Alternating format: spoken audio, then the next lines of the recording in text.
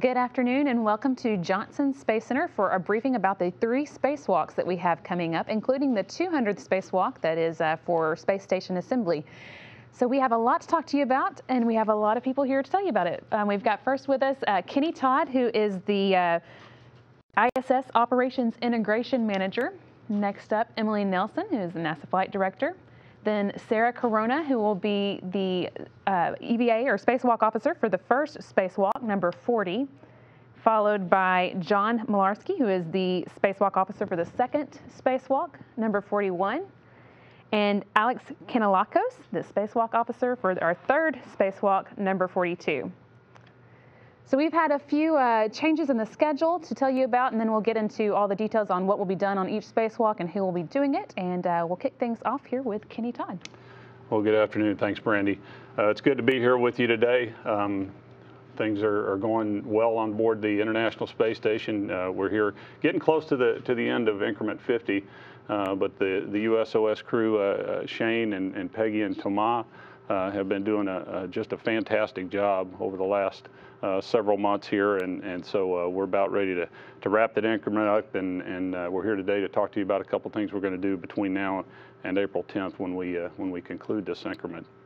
But if I look back and rewind the clock a little bit, about the middle of February, we welcomed the SpaceX Dragon aboard for the SpaceX 10 CRS mission, and the crew just did a fantastic job. We had a full science agenda during that 4 or 5 weeks that they were on board, and had just a really good effort there by the ground team and the on-orbit team, and we concluded that mission this past Sunday with the landing of the Dragon and out in the Pacific. It got to port the next day, and the cargo was offloaded immediately. And I'm happy to report that cargo is now back in Houston as of about an hour ago. So they're going through the unloading process now. So it's hard to believe how time flew from the time we got Dragon on board and the full complement of science, and now that science is on the ground and on its way back to the investigators. So that's very exciting for us as a program. When we look forward, as I said earlier, we've got a couple of weeks of what I'll call kind of a jam-packed flight program. We've got the triple EVAs that we're going to be talking to you about today. In addition to that, in the midst of these EVAs, we're also going to hopefully welcome the Cygnus spacecraft on board the station for a stay of several months. And so we're trying to get all those schedules laid out right now. Once we get the Cygnus on board, finish these EVAs, shortly after that, we'll say goodbye to Shane and Sergey and Andre, and at that point then we'll be down to a 3-person crew. But anyway, we'll be carrying out the Cygnus OA7 mission during that time frame. So anyway, a lot going on here over the next couple of 3 months. About April the 20th or so is the current plan. The next Soyuz will launch. At that point, we'll go back up to a crew of 5. We'll welcome Fyodor Yuchikin as well as Jack Fisher on board for his first stay on the International Space Station. So we're certainly looking forward to that. And in that time frame, again, we'll continue rounding out and finishing out the Cygnus mission. And we'll be doing that through the month of May. So again, a lot going on, but here today, we're here to talk about the EVAs that we're going to carry out over the next couple of weeks. Our dates for those right now are certainly this first one is this coming Friday, the 24th. Our current plan is to try to do the second EVA on the 30th, and then the third EVA at this point we're targeting for April 6th. So as I said earlier, in the midst of that schedule, we're also going to try to berth the Cygnus. And I bring that up because the Cygnus has a couple of pieces of hardware in it that are going to be important to us for the third EVA. So sometime after that second EVA and before the third EVA is when we're going to be looking to berth the Cygnus. And right now, based on our target, we're looking at somewhere around April the 2nd. And that'll give us enough time then to open the hatch, get the hardware out that we need, and be ready to go do that EVA on the 6th. As far as the content, and I'll let Emily talk a little bit more about the details, but we've been talking to you guys for a while, and in fact, you've been seeing it play out in terms of this reconfiguration that we're doing to try to get ourselves in position to support the commercial crew capability that we're hoping to bring on board late next year and in 19. So by executing this first 2 EVAs, what we're going to do is we're going to move the pressurized mating adapter from the port side of node 3, move it up onto the zenith of node 2, and then we'll be ready then to install a docking adapter here at the end of the year, first of next year time frame, that will provide that second docking port that we're going to desire when we start seeing commercial crew coming to station. So again, that's kind of the first couple EVAs. That's going to be our primary emphasis. We got some other things on those EVAs, but to me that's the more sexy thing that we're going to be trying to get accomplished with these first couple of EVAs. And then the third EVA is really targeted primarily towards upgrading an avionics box that's external to the station out on one of the express logistics carriers, and just getting that box upgraded is going to allow us to be able to supply power to multiple payloads. Whereas now, if we don't have that particular controller swapped out, then it's going to take a little more of a management challenge to supply power to those payloads. Can be done, but we'd certainly like to get this new avionics box out there. So that's going to be our priority for the third EVA. So this morning at the mission management team meeting, we polled our readiness to go do this first EVA on the 24th on Friday. Follow that up with a move of the pressurized mating adapter on Sunday, and we got all good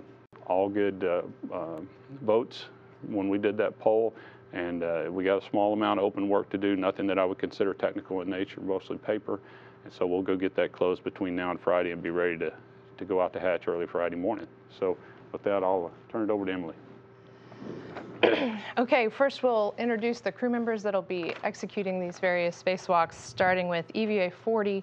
I think we have graphics for these. We're going to have Shane Kimbrough operating as EV1 and Thomas Pesquet as EV2. Peggy Whitson will be operating the robotic arm in support of the activities during that spacewalk.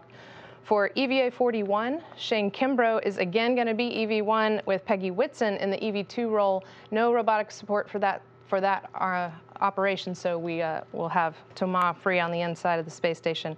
And then for EVA 42, Peggy Whitson will move into the EV1 role. Thomas will move into the EV2 role, this time with Shane operating the robotic arm to support the activities during that spacewalk. So I'll take a moment just to explain the significance of the various EVA tasks on this schedule, and then I'll hand it over to Sarah, John, and Alex to walk through the technical details and the timelines. Let's see, in the first EVA, EVA 40, we're going to start by doing an inspection of our external thermal control system. We've been tracking a small rate of leakage from that ammonia system over the last year or so, and our external robotic systems have determined a most likely location where the system may be leaking, so it's time to get crew member eyeballs on the area and get a human evaluation to determine whether we have any damage to the system. Then, let's see, Thomas is going to lubricate the various mechanisms on the latching end effector of the special purpose dexterous manipulator. That's our kind of hand on the end of this space station robotic arm. It's just part of our regular maintenance. Then Shane is going to replace the first of 2 external computers with upgraded units that are going to provide higher bandwidth and the capability to downlink a great deal more data from the systems that those computers control. He'll exchange the first box in the first EVA, EVA 40, and then he'll exchange the second box in EVA 41. Shane is also going to disconnect the pressurized mating adapter. As Kenny mentioned, we're going to be relocating that after the EVA, so we need to disconnect it first. And then finally, at the end of that first EVA, we have a couple of Japanese cameras on the outside of the Japanese module. Each of them has a light out, so we need to replace the units so that we can bring the failed lights in and change them out and have them ready to go back outside for future use as well.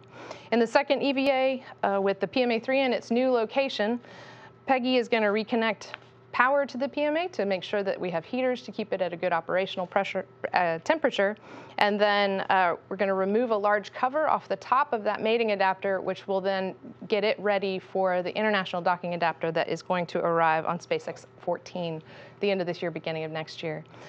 Then Shane and Peggy are going to spend the remainder of that EVA installing shields on the location where the PMA used to be. It's now going to be an open area that needs some shielding, and then some small shields around the interface between PMA 3 and node 2. In each case, the shields are providing protection from micrometeoroid debris and thermal protection as well. Then in the third EVA, as Kenny mentioned, we're going to be changing out the external express palette controller assembly with a new upgraded version. We'll then send Peggy over to the alpha magnetic spectrometer, and she's going to install what we call a terminator cap, which is going to close the loop on a data cable, allowing AMS to have 1553 communication capability for future upgrades of that particular unit. Tomas is going to replace a standard definition camera with a high definition camera that'll give us high def views on the starboard side of the space station to match the high def views that we got on the port side of the station when we did similar replacements on EVA 37. Then again, some more light bulbs. We have another light unit that needs to be exchanged so that we can increase our lighting on the starboard side of the vehicle. And we'll be installing an external wireless communication system antenna to expand our wireless system outside the space station, which is used by external science projects as well as our high definition cameras. And then finally, one of the cameras on the robotics system has a bit of a cloudy view, so we're going to take a lens cover off of that and replace that with a clean, clear, brand new lens cover to see if we can clean up that view a little bit. So with that, I'll hand it over to Sarah to start walking through the individual EVA timelines. Okay, so we have a video to go through that. Before starting into the video, just want to recognize there's lots of folks that are responsible for getting these EVAs put on. So I'd like to take a second to recognize our EVA team of Farouk Sabor, Derek Porter, David Simon, and Michael Dino. Also the Increment 50 team who are responsible for getting the vehicle ready and the suits ready to go out the door, and that's Grant Slesser, Reagan Cheney, and Greer Wilt. So with that, I'll head on over to the video.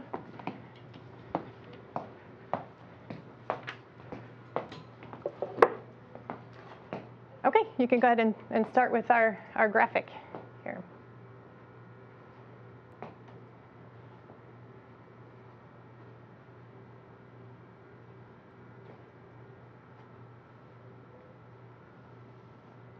There we go. Okay, so for EVA 40, as was mentioned, Shane is going to be EV1 and Tomas is going to be EV2. They are going to be swapping roles coming out the door, so to give Tomas some experience of opening up that hatch.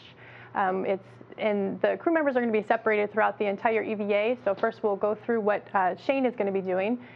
His first task, he's going to be heading over to S0, where he's going to be changing out that computer processor that Emily was mentioning. So there's currently not anything wrong with that processor. We are just going to be upgrading it and making it more enhanced. So you see here, he's going to be changing out that box and installing the new one. Technical terms for that, we call it the EPIC MDM. And so once he installs that box into the slot, he does have a cable to connect up to that. That's going to give it that Ethernet connection, which is that enhanced capability. Once he's complete with that, he heads on over to PMA 3, where he is going to be disconnecting certain umbilicals to allow that vehicle or that module to be relocated in between EVA 40 and 41. So there are 4 different disconnects that he needs to do. Once it's disconnected, he's going to go ahead and make sure that they're out of the way and tie those down for this segment to be relocated. After that, he's going to head on out to the Japanese module, where he has the 2 cameras that he's going to be changing out. As Emily mentioned, the cameras do have some lights burnt out on them, and in order to change those, you need to just change out the box and change out the light bulb inside. So the first one is on the Japanese robotic arm. So he's going to change that one out first. And then you'll see him, he's going to translate on the nadir side of this palette to head on over to the work site of the other camera, which is going to be on the forward side of this palette, and change out that one. It's great. He's got a big bag where he can put both of those cameras in, so we save a lot of time by not needing to go back and forth to the airlock to get each particular camera. So once he's complete with this camera R&R, that's all of his planned tasks that he has for the EVA. We hope to have some time for some get-aheads, but we'll assess that the day of. Then moving on to what Tomas is going to be doing. First, he heads on out to ESP2, where he's going to be grabbing a foot restraint, and also he's going to be grabbing an extender for that foot restraint. Both of the tasks that he's doing do require a little bit more reach in that foot restraint. So he's going to take both of those pieces over to P1, where he is going to be inspecting the ammonia leak that Emily had mentioned. So this is an RBVM, a radiator valve beam module, and it's in the flow path of the ammonia, of the cooling system. And so he's just going to be checking that hardware out, seeing if there's any indication of leaks. This is a close-up of that hardware. So he's going to be checking these flex hoses. We also have fluid quick disconnects, as well as rigid systems lines. All that, again, we just need the human eyes on it to see if there's any indication of a leak, and it would be the ammonia coming out of there. Once he's complete with that inspection, he heads on out to S0, where he's going to be lubricating the robotic manipulator, the SPDM. It's a SPDM Lee. And if you can go ahead and pause the video right there, I'll talk through the lubrication a little bit. We have lubricated other parts of the space station robotic arm on previous EVAs, and this robotic manipulator has been showing similar signs of degradation. So what we're going to do is we have a specialized tool for it. It's called the BLT, not a bacon, lettuce, and tomato. It's a ball screw lubrication tool. So what you do is you're going to be applying grease to this cradle and inserting it into the cavity of the Lee. The picture here is the latching end effector. So you're going to be inserting it into the cavity here. There's a ball screw that we need to get the grease on. And then each of these 4 latches also have a similar ball screw that you need this tool to insert to access those ball screws. The last part of the lubrication, there's some tracks on each of the latches here that also need to get grease applied to them. That we're just going to be using a standard grease gun, which kind of looks more like a caulking gun, off-the-shelf caulking gun that's got grease in it. Okay, you could go ahead and replay the video. This is just showing the grease being applied to the cradle of this tool. And then you can see it. This is going inside one of the latches. This is what that ball screw looks like inside the latch with the grease applied to it. And so once he's complete with that, the lubrication, he's done with his planned tasks, and both crew members would be heading back to the airlock. Again, if we've got time for other activities, we've got some time at the end of the EVA. We'll assess that day of for any get-ahead activities. Thanks, Sarah. Okay. All right, we'll talk about the tasks for EVA 41 then. Following that, also like my team, we work at the same systems folks, but I've got Darren Welsh as my task. James Stoffel's been helping him out. So following Sarah's EVA, we'll go ahead and relocate the PMA, as was mentioned, to the top of Node 2. And then we'll jump into the EVA with Shane and Peggy. So they'll come out of the airlock here. Shane, as before, will head up to that same area to change out a subsequent computer box. It's just above the one he changed out previously. So you should be very familiar with the work site. The same reason we're upgrading, it's working perfectly fine, but we also want to get those enhanced processors in there and that Ethernet capability. So he'll come up, pull the box out, slide it back in, and install that Ethernet cable as well.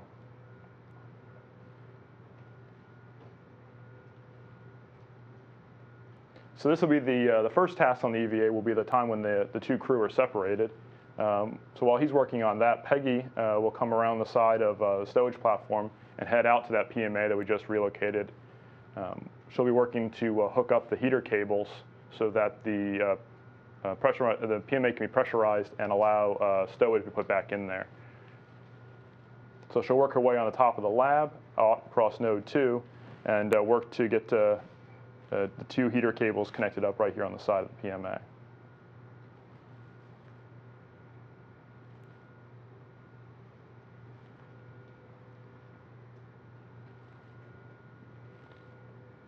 So once we hook up these heater cables, there'll be some subsequent cables that are left out there for when the International Docking Adapter flies up early next year.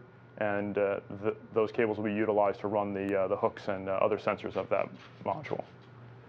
And also to prepare for the international docking adapter, Peggy will remove the cover off the top of the PMA. We've been using it for MOD and thermal protection, but with the IDA coming, we'll need it removed so that Dexter can go ahead and install that IDA on subsequent flight.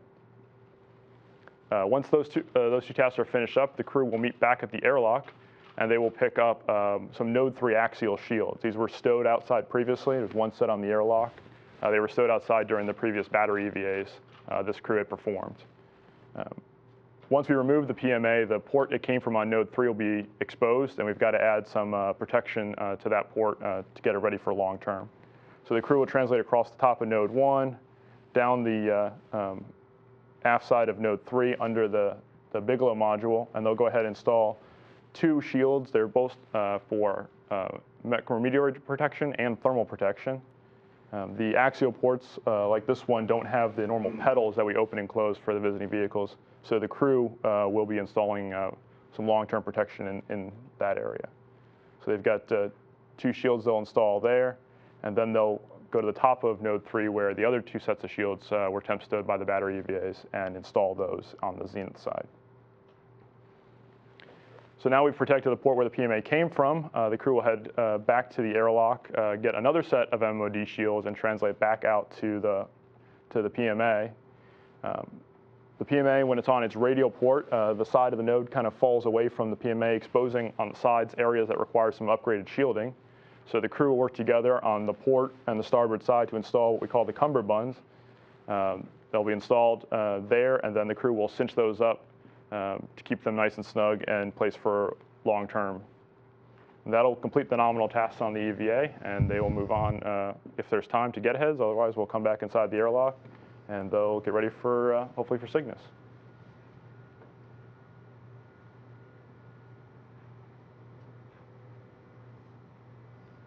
And so this is just showing them cinching up the shields on the back side there as the last part of that task. All right, and then hopefully Cygnus will show up with the XPECA, and Alex will talk about his EVA. Well, thank you, John. It's just truly an honor to be part of the EVA team. I think EVAs are just something that we do as an international team to get ready. And it's a risky time, but we also do this to just further the space station and all the science and research we're doing. During the EVA 42, Peggy and Thomas will be working kind of like construction workers, electricians, and scientists to install a lot of hardware and replace some hardware as well. So this is our video. So Peggy and Thomas will egress the airlock. And first, they'll pass out the external wireless communication antennas that they'll stow on a toolbox. And then they'll pull out that really large avionics box that we're going to be performing a lot of the major tasks with. Both of them will go to the work site. Peggy will grab some specialized tools and set up to remove the failed avionics box, and as well as get ready to temp stow it onto this large pallet, again, having lots of our critical hardware spares and science equipment. Thomas will then fly over, and together they will release this box and temp stow it on that specialized equipment. After the failed unit has been removed, the 2 crew members will translate back to the forward side of the truss, and they will be retrieving the spare XPECA. Again, that's the avionics box that's supporting the pallet. They'll work together to install this box onto the pallet, and this is just some NBL footage of our crew training in our large pool where we can simulate some of the EVA spacewalks that we perform. This footage is actually of Peggy and Thomas. They got to see this specific task during their training. Once the spare box has been installed, Peggy's going to grab some tools and hardware, and she will head aft into the alpha magnetic spectrometer, where she'll be installing a 1553 feedback terminator.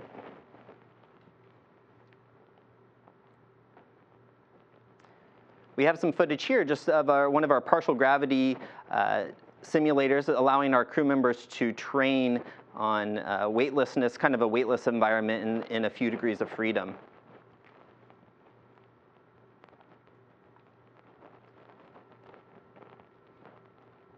Once the terminator is installed, Peggy will get to take some pictures or photos of the alpha magnetic spectrometer.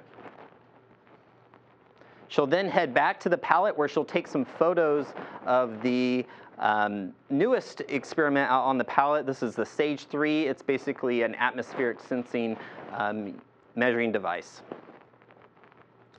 Meanwhile, Thomas will be installing the high-definition camera out there on the camera port number 3.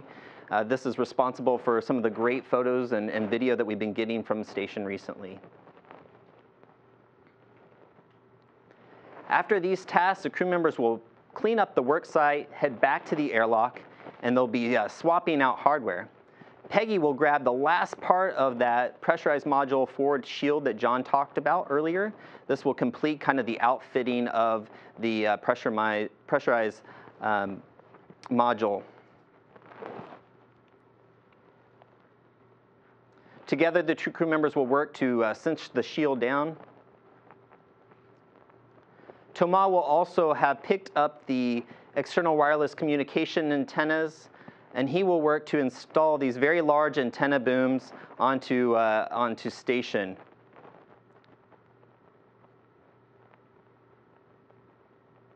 Shane removed the handrails where these antennas are going to be installed on an earlier EVA.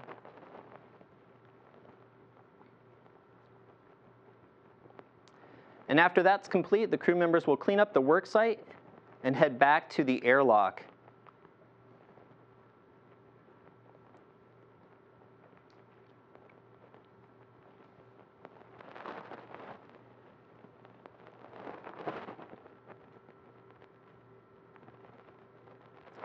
In addition to our increment teams and our systems teams, I want to point out just a big thanks to Ali Badicletti and Chris Mundy, who's part of my team working to develop the procedures and the crew training.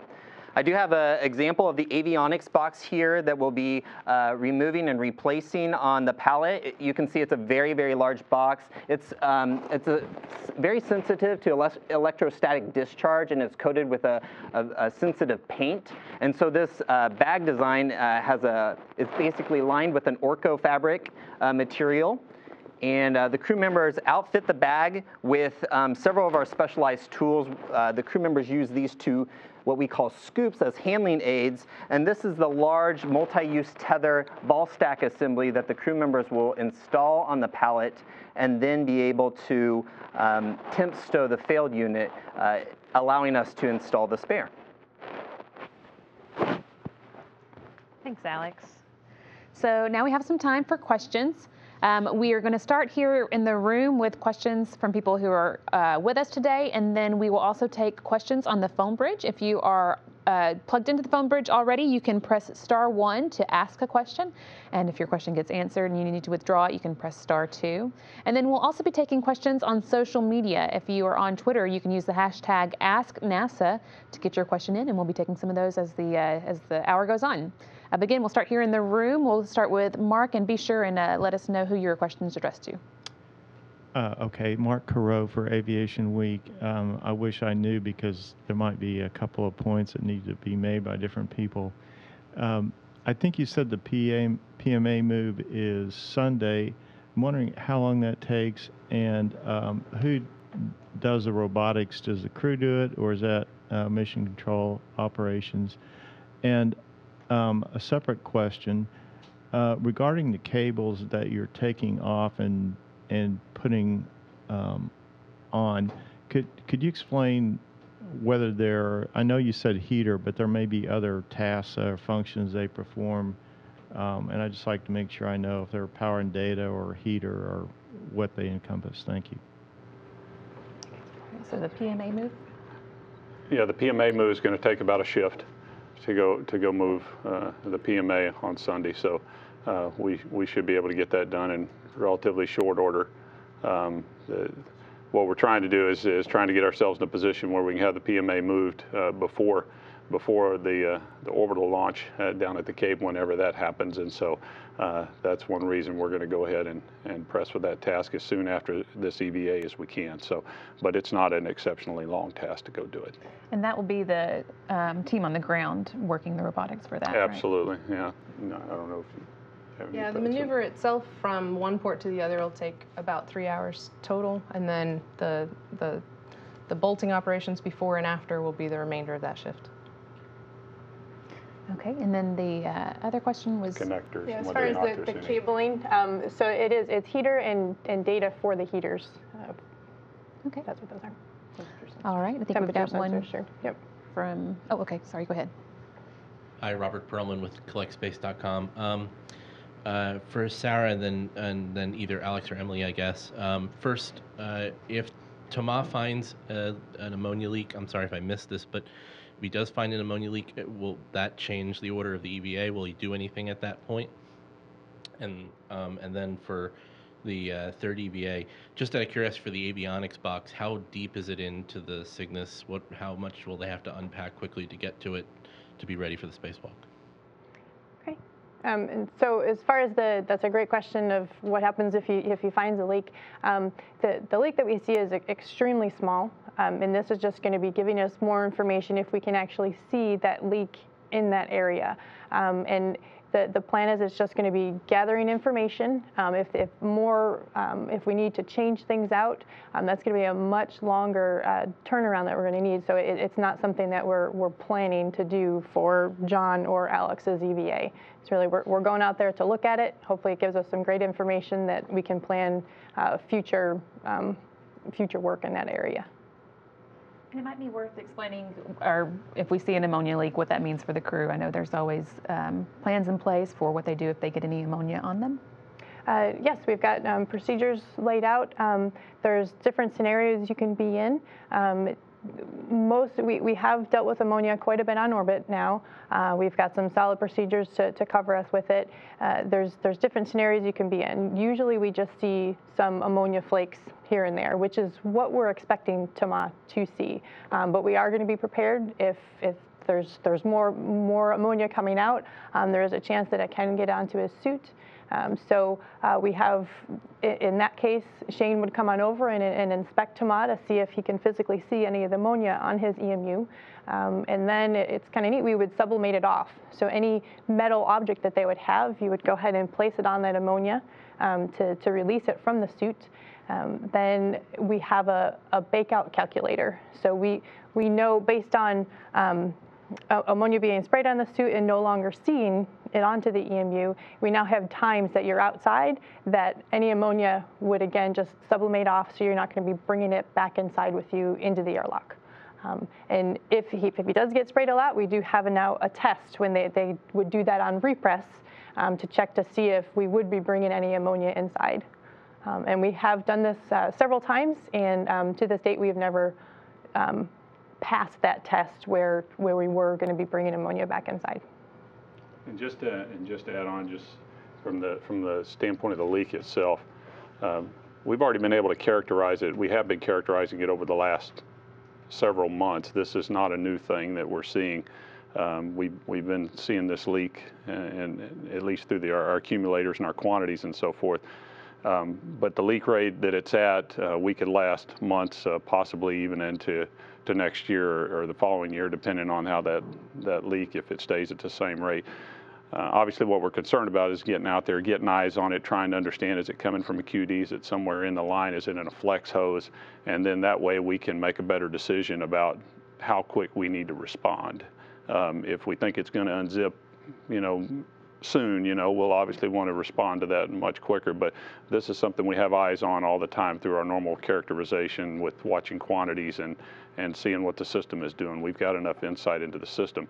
The challenge for us is it's a very, very large, spread out system, and trying to find a leak is difficult, and so we put a lot of effort into trying to find the source of the leak back last year. With a leak locator that we put on the robotic arm, and we took it out, and we were able to get the window of this leak down to a very small area. And so we'll go out, take a look at it, and then that'll again help inform how quick we need to respond. But at a broader level, we have good insight into the quantities. We've been watching it for a while, and now we're just, as Sarah said, we're going to be a little smarter after this EVA about exactly how we might approach it sometime in the future. And then the unpacking question on Cygnus, is Emily, is that something? Yeah, the great thing about the Cygnus module is that once you get your first ingress complete, the whole module is really very accessible to our crew members. And so I don't have the exact location of where the controller is, but fundamentally within an hour or two, the crew members can pretty much access any portion of that module fairly easily. Nice. Okay, I think another question here in the room from Eric. Eric Berger with Ars Technica. Question, I think, for Kenny. You talked about the commercial crew aspects of this. Is there more work after these spacewalks that will need to be done to prepare the station externally via an EVA to get ready for the first commercial crew flights? And have you delayed those because obviously the first flights aren't going to come now probably till mid or late 2018? Right. Yeah, in terms of the IDA itself, we're not going to be putting that on. We're not going to have it on board till the end of the year. Probably not going to do the EVA until early next year to go actually install it and do all the connections and the checkout for it. So that most assuredly is forward work that we have to go do. And again, we're going to, as quick as we can get it on board, we want to get it on board. We want to be ready as soon as the commercial crew program is ready to come and see us. We want to have everything ready and checked out. So absolutely, we've got a little forward work left to do, and once we get the IDA on and the cables, then we'll have certainly the lion's share of it behind us. All right, I think now we can go to questions on the phone bridge. Just a reminder, if you are on the phone bridge, you can press *1 to get your question acknowledged, and then *2 if your question gets answered. And another reminder that we're taking questions via social media as well, using the hashtag AskNASA on Twitter. Let's go first to Bill Harwood with CBS News. Hey, thanks. I've got two quick questions. For Kenny, maybe, can you characterize this ammonia leak? Could you give us any sense of what kind of rates you guys are seeing? I mean, I don't know, based on what you said, if we're talking fractions of an ounce per day or less than that. And can someone explain the 1553 terminator on AMS? I have no idea what that does. Thanks. Yeah. So the leak itself, it's pounds over a year. It's pounds that we're talking about. What got our interest, Bill, was back a couple of months ago, several months ago, we saw a pretty drastic change. What we consider a drastic change, to the naked eye, it may not be, but to those of the folks that watch this day in and day out, they sensed a bit of a change when we kind of take a moving average sort of approach to these kinds of things. And they sensed a change, and so that got all of our attention. And when we had these EVAs coming up in the near term, we said, this might be an opportunity to see if we can collect some data. So we in a very short order, we put the leak locator out the Japanese airlock, went and took a look and found an area where it looked like we were seeing some higher concentrations of ammonia. And that's when we said we had this opportunity with the EVAs to go out and take a look. So again, we as a general rule lose pounds of ammonia per year. When you have pressurized systems in the environment that we're talking about, they are not leak proof. There's not one on station that's leak proof, and so it's very important that we have to continually watch all these systems, whether they're O2 systems or N2 systems or ammonia systems. So anyway, the long answer to your question is we're talking pounds, and when you extrapolate that out over a period of time, we can go months, if not years, in the current situation that we're in.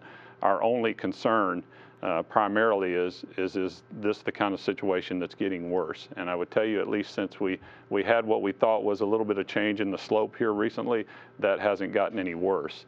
And so we want to go out, take a look at it, and see if we can try to just characterize it by putting eyes on it and say whether or not it's a candidate for getting worse, or if this is just a little blip and we can continue to work it as part of our normal planning process to rectify it. As far as the AMS question, if you look at the alpha magnetic spectrometer, it has a series of pumps on it, and right now those pumps are having some challenges. The AMS itself is working fine. It's collecting just an incredible amount of data, but they're trending how their equipment is operating, and they have come to us as a program and said we want to look at maybe some options to do some corrective action somewhere down the line with these pumps. And so we have an effort underway to go look at what options we might have for helping them install some other pumps, and they have to have a way to basically get command and control to this new set of pumps. And the team has looked at all the different options and ways to get the ones and zeros going where they need to, back and forth to the AMS and these pumps, and they discovered that it has this 1553 connection on the AMS itself that was actually, the heritage goes back to when we launched it in the shuttle. And so the thought is to maybe use that same connection to allow this command and control between the AMS and these new set of pumps that we might fly here in the near future, or at some point in the future.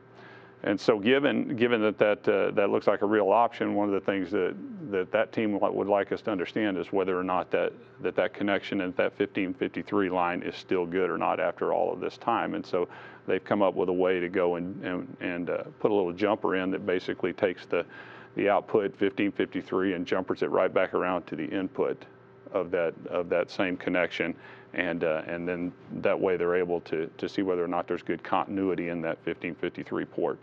And so if there is, and that helps inform the decision that the AMS folks need to make about their pumps and what kind of command and control they want to put on their pumps. Does that help, Bill? I think it was very thorough. Okay. I think next on the phone we have Sarah from space.com.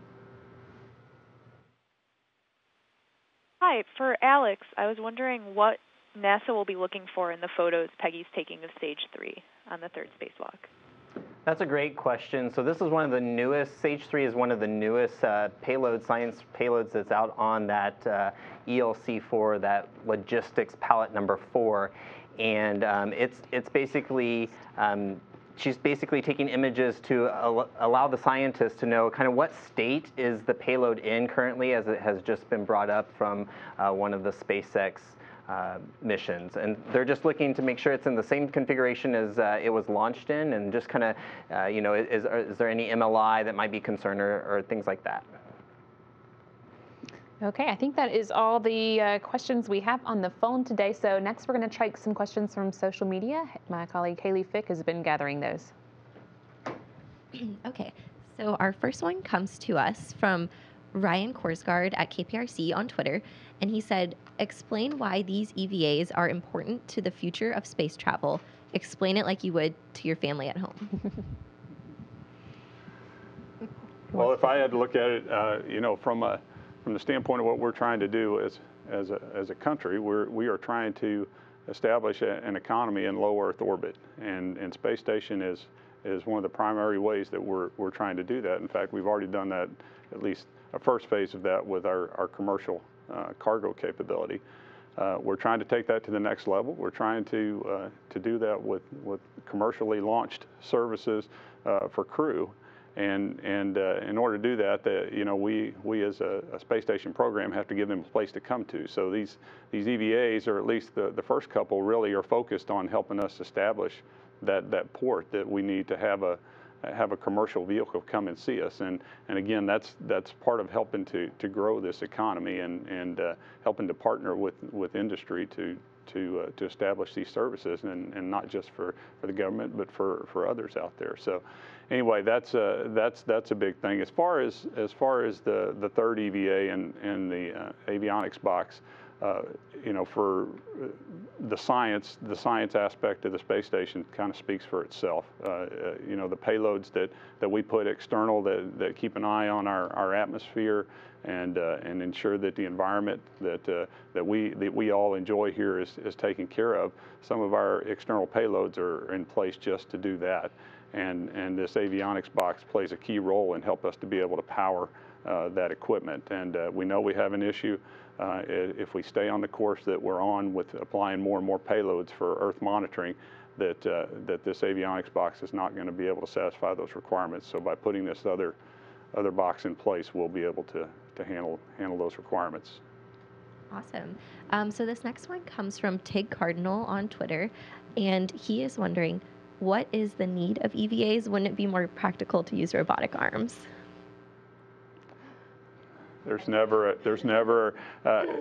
We have come so far when it comes to robotics in this program. I think that we have,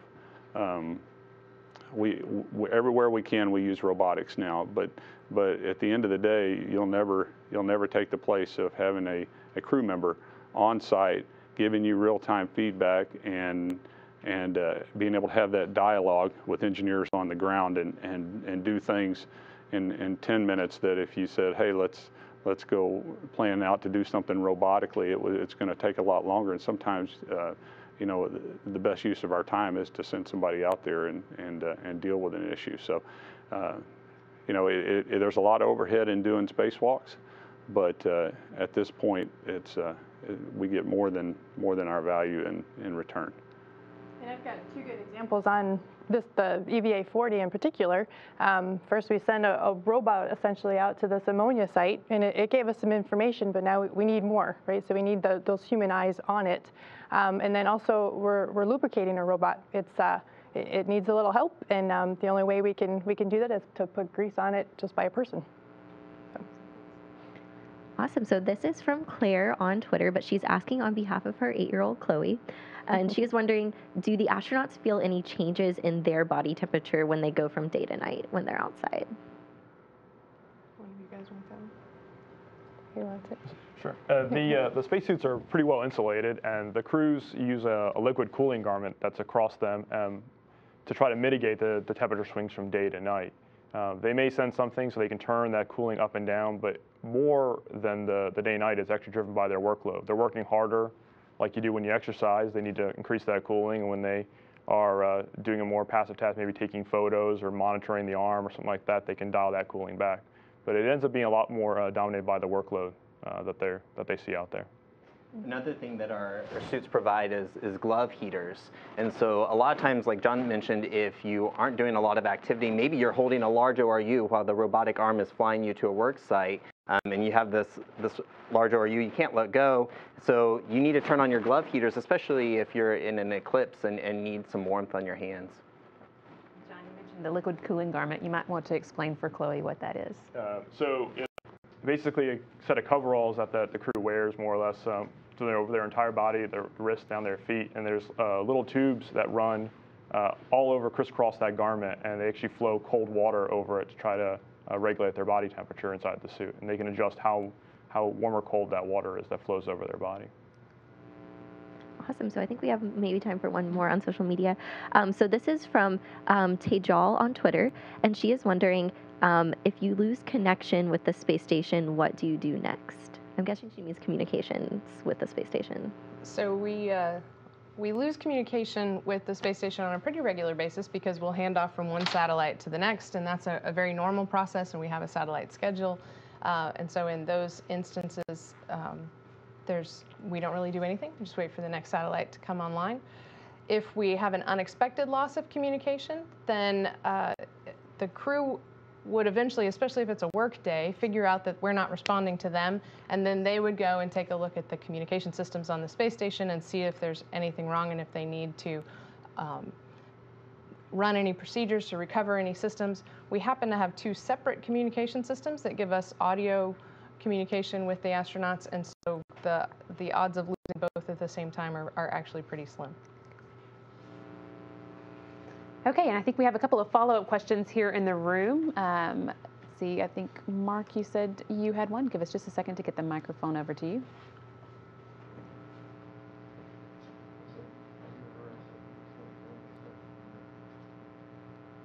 Mark Carreau from Aviation Week. I think this is for Ken Todd.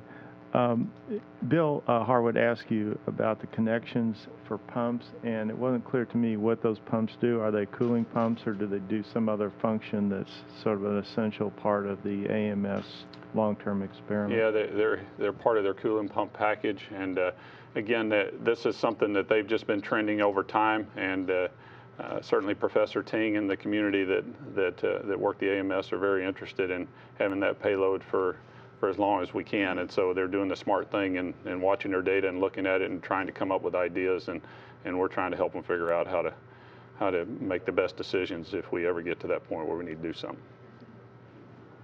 Okay, and one more follow-up. If I'm not mistaken, the third EVA will be the 200th EVA outside the space station. I wonder if all of you want to just reflect a little bit at that milestone and what it says about where we've reached in terms of EVA capability, and what it says about the equipment in terms of being able to, and the ability to support a space station out to 2024 or beyond. Well, I can start, and certainly you guys chime in, but we wouldn't have space station without all these EVAs. I mean, that much is clear. We relied on our ability to go external and do the things we need to do to make the station whole. And so the fact that it's 200 is pretty impressive, and I would tell you we're still learning. We're still learning about EVAs. That they're not easy. We're as vigilant as we've ever been in terms of trying to watch for things. If you look at those 200 EVAs and the number of times we've tripped over something that we thought we had pounded flat, we get reminders all too often that we need to continue to be vigilant. And so I think the team does a good job at doing that. Yeah, we wouldn't have a station without it. So as we said earlier, robotics are certainly something we've gotten much better at. But our ability to put eyes on something and go out, you just can't underestimate the value of that. So yeah, I think it's huge, and it says a lot. As far as the suits themselves, as I said, we're learning still about the suits, but I think we're doing a good job at taking care of the suits, and certainly for the foreseeable future, as long as we remain vigilant and listen to them when they're talking to us, then we'll continue to be successful. I think it's a hallmark of the space station program and the work that we've been doing with the space station over the years that here we come to the 200th spacewalk, and we're still not just fixing things, but improving things and expanding capability and adding functionality. We are almost continuing to build the space station over time. So obviously the first half of the program was about building this enormous facility that is now producing all of this amazing scientific research. And we don't just go outside to fix things. Most of what we've talked about today is about improving and expanding. And I think that is really kind of the character of the space station program as a whole, is that we're continuing to move forward. All right, I think that is just about all the time we have for today, but I did want to go over the schedule as it stands now one more time for everybody. The first spacewalk is scheduled for this coming Friday, March 24th. The second spacewalk, that will be on a week from tomorrow on Thursday, March 30th. And then we'll wrap up this series of spacewalks with the final one on Thursday, April 6th. So you want to check into NASA TV for all of those. You can tune in at 5:30 a.m. Central Time to catch the preparations for it, and then they should start around 7 a.m. Central Time each day. And of course, you can always stay tuned to www.nasa.gov/station for regular news updates on what's going on in space on the International Space Station. Thanks so much for joining us.